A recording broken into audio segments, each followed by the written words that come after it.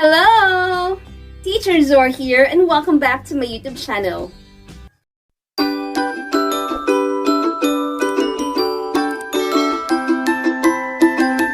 Kung bago ka pa lang dito, I am offering here free English lessons. Kaya kung gusto mong matuto, mag-improve, at syempre gumaling sa English, huwag mong kalimutang pinutin ang subscribe button below at i-turn on mo na rin ang notification bell para hindi mo ma-miss ang ating mga susunod na mga English learning videos. Dito, ginagawa natin ang pagkatuto ng English ng madali at simple lamang. Now, for today's lesson, this is a requested lesson by Ma'am Mary Ann Legaspi. Sabi niya, "Wow, thanks po Teacher Zor. Marami po akong natutunan sa inyo. Pwede po request po ng lesson yung subject-verb agreement kasi nahihirapan po ako tungkol doon. Thanks po, ma'am." Well, thank you din, Ma'am Mary Ann Legaspi, sa pag-request mo sa lesson na ito kasi when I ask people, ano kaya yung pwedeng maging content ko in my YouTube channel, which is all about helping other people learn English. Isa ito sa mga topics na sinabi sa akin. Now, pag sinabi natin subject-verb agreement, marami talagang nahihirapan tungkol dito. Maraming confused about these rules in English. But for this episode, since this is our first topic para sa subject-verb agreement, tatalakayin muna natin itong the basic rule in subject-verb agreement. Yan. The basic rule in subject-verb agreement. Actually, there are 20 rules in English when it comes to subject-verb agreement. And once makabisa na natin itong basic rule, then I'm sure na kapag tinalakay natin yung 20 rules, hindi na tayo mahihirapan. Kaya kung handa ka na, let's get started! Well, bago tayo dumako doon sa the basic rule and subject-verb agreement, tatalakayin muna natin kung ano nga ba itong subject and ano ang verb. Okay, so let's get to know first what is a subject and what is a verb and paano kaya sila nagiging mahalaga sa isang pangungusap. And saan matatagpuan itong si subject? Saan naman matatagpuan ito sa verb? So, let's jump into it. Kapag sinabi nating subject, ayan, may underline na. Subject, ibig sabihin, ito yung pinag-usapan sa isang pangungusap. Or in English, it is the one being talked about in a sentence. Okay? So, siya yung pinag-usapan sa isang pangungusap. Ito ay sumasagot sa tanong na who or what. Who, sino, o ano ang pinag-usapan sa isang pangungusap. Kalimitan ng subject ay a noun or a pronoun. Alright, so let's have these following examples and let's learn kung makikita nyo ba ang subject in every sentence. Let's have sentence number 1. He plays basketball. He plays basketball. Now, what do you think is the subject in sentence number 1? Sino ang pinag-usapan sa unang pangungusap? Tama. He. How about in sentence number 2? We have the students wear their uniform. The students wear their uniform. Who are being talked about in sentence? Sino ang pinag-usapan sa pangungusap in number 2? Correct. The students. Okay? Let's have number 3. It smells very delicious in the kitchen. It smells very delicious in the kitchen. Now, ano o sino ang pinag-usapan sa pangungusap? Tama. Itong it. Let's have number 4. Everybody loves a good book. Everybody loves a good book. Now, sino o ano ang pinag-usapan sa pangungusap? Tama. Everybody. And the last sentence, the children play outside. The children play outside. Now, who are being talked about in the sentence? Tama, ang mga bata o children. Ngayon, anong napapansin nyo? Saan natin nakita ang subject? Tama, Ang subject ay kalimitang makikita natin sa simula ng isang pangungusap. Let's have a review. Paano natin malalaman na subject ang isang salita kapag ito ang pinag-usapan sa isang pangungusap? Kapag ito ay sumasagot sa tanong na who or what? Sino o ano ang pinag-usapan sa pangungusap? Ngayon, pagkatapos natin mapag-aralan kung ano ang subject, punta naman tayo kung ano nga ba itong verb. Well, verb tells about the action done by the subject. Ito ang nagsasabi kung ano nga ba yung ginawa ni subject. Halimbawa, naglakad ba siya, kumain ba siya, tumalon ba siya, o ano pang ibang mga action words. Kaya ito tinatawag na action words, no, in short. Kaya bumalik tayo sa 5 examples natin at hanapin natin the verb or the action word in every sentence. So, in number 1, he plays basketball. He plays basketball. Now, what do you think is the verb in the sentence? Ano ang ginawa ng subject? Ang subject natin ay he. Ito, may S. He. Now, what is the verb? Correct. It is plays. Okay, this is our verb. Let's label it with V. How about in sentence number 2?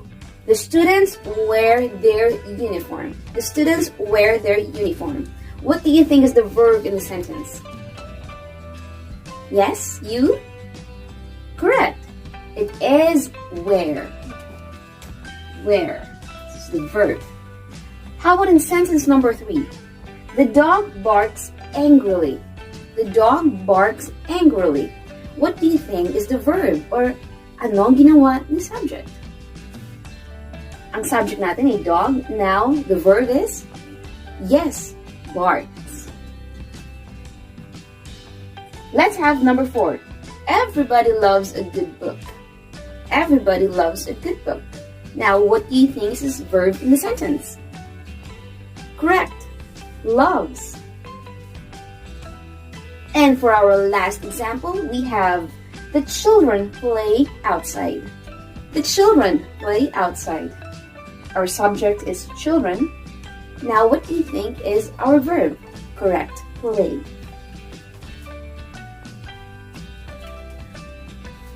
Now, what have you noticed in our given examples? Saan nakasulat ang ating verb? Tama, ito ay nakasulat pagkatapos ng subject. Makikita natin ang verb natin pagkatapos ng subject. Dahil ang verb ay nagsasabi tungkol sa subject. Now, bakit mahalaga sila? Bakit mahalaga ang subject and ang verb? Pagkat hindi tayo makagagawa ng isang pangungusap nang walang subject and nang walang verb. Meron namang may subject nga, may verb nga, ngayon hindi naman tama ang paggagamit sa kanila. Yan ang aalamin pa natin. Dito na tayo ngayon sa pagkatuto ng Subject-Verb Agreement. Subject-Verb Agreement. Ibig sabihin, ang subject and ang verb must agree in number. They must agree in number. Dapat magkapareho sila sa bilang. Halimbawa, kapag ang ating subject ay singular, ang ating verb din ay dapat singular din. Now, kapag ang ating subject ay plural, ang ating verb ay dapat plural din. Now, let's make it even simple. If our subject is singular, then our verb must also be in singular form or singular din.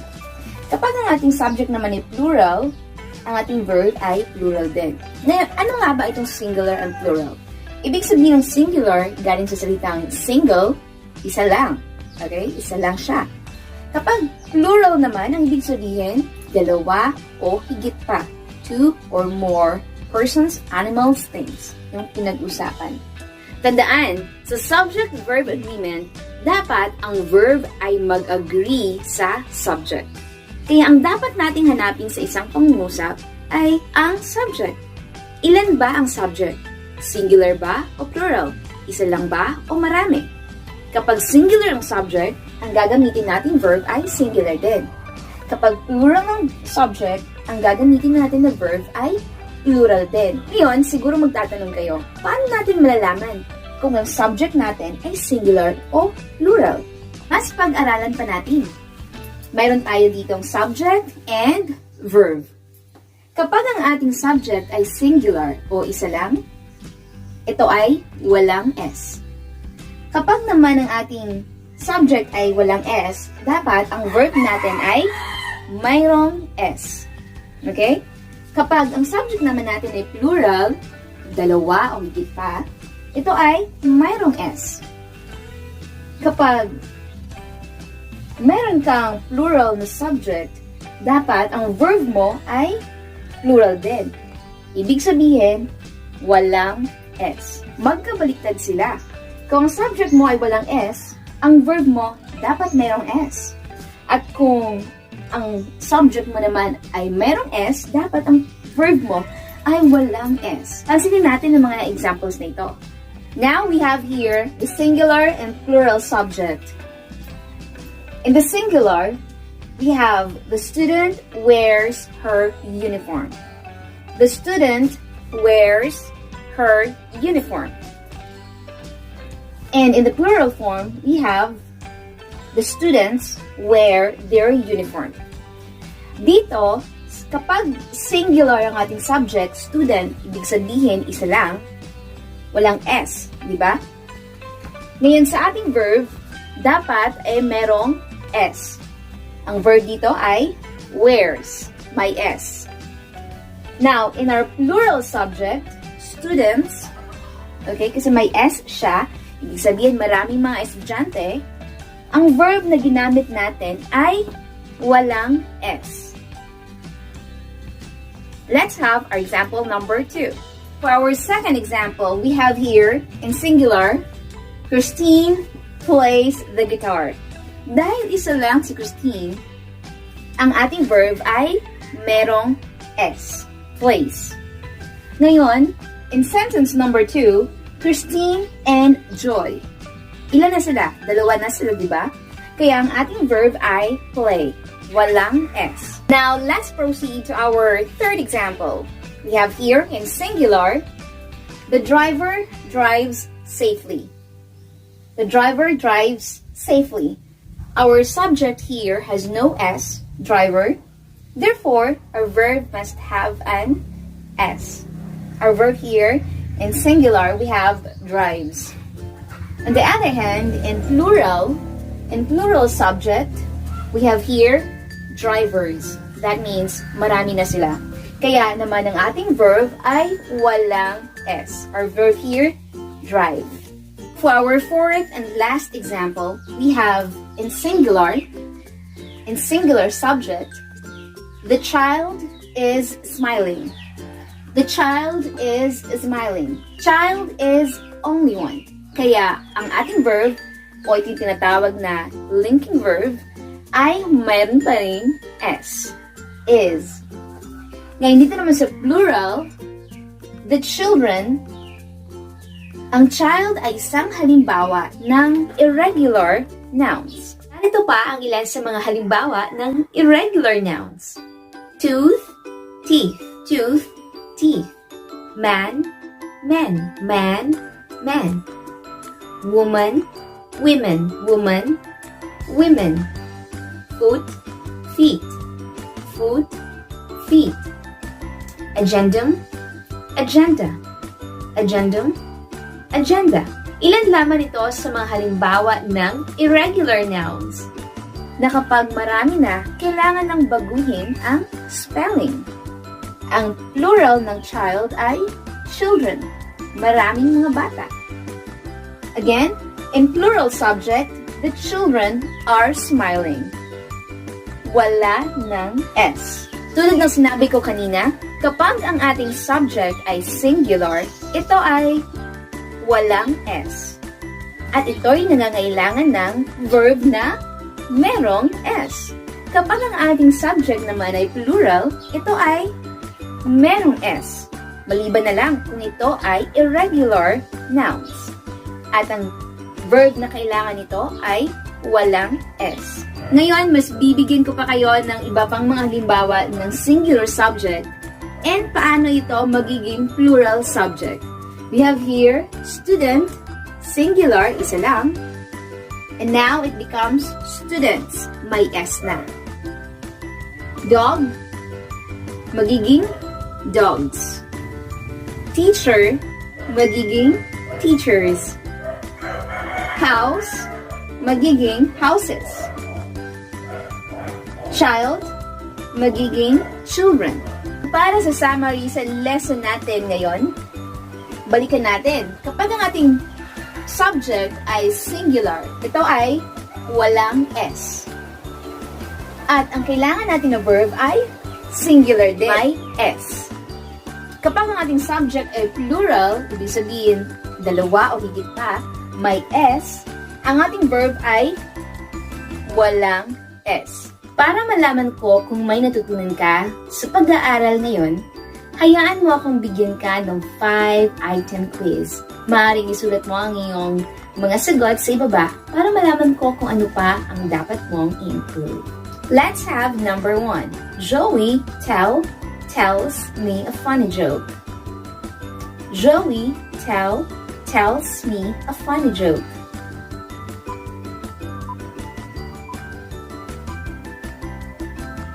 Let's have number 2. The car is our old. The car is our old.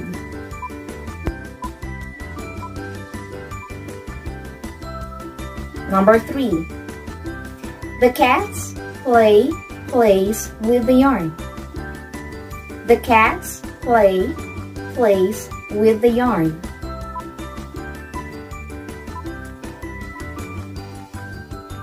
Number 4. Bill drives a cab. Bill drives a cab.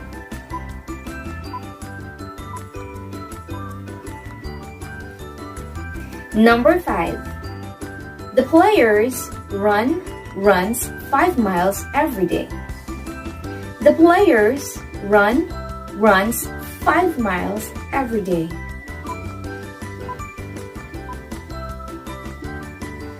Now let's check the answer in every given item. Now we have item number 1. Joey tells me a funny joke.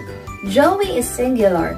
Therefore, our verb must have an S. The answer is tells. Let's have number 2. The car is our old. Car, our subject, is only one, therefore the answer is. Let's have number 3. The cats plays with the yarn. Cats is a plural subject, therefore our verb must have no S. The answer is play. Number 4. Bill drives a cab. Bill is only one, therefore our verb must have an S. The answer is drives. And for the last item, the players runs 5 miles every day. The players runs 5 miles every day. The answer is run because our subject is plural. Therefore, our verb must have no S. The answer is run. Now let me ask you, who among of you got 5? Excellent! How about those who got 3 to 4 correct answers? Very good! How about 2 or 1 correct answer? Well, still good. You may try your best next time. If you learned something worthwhile from this video, like, comment, share, and subscribe to my YouTube channel. Thank you for watching!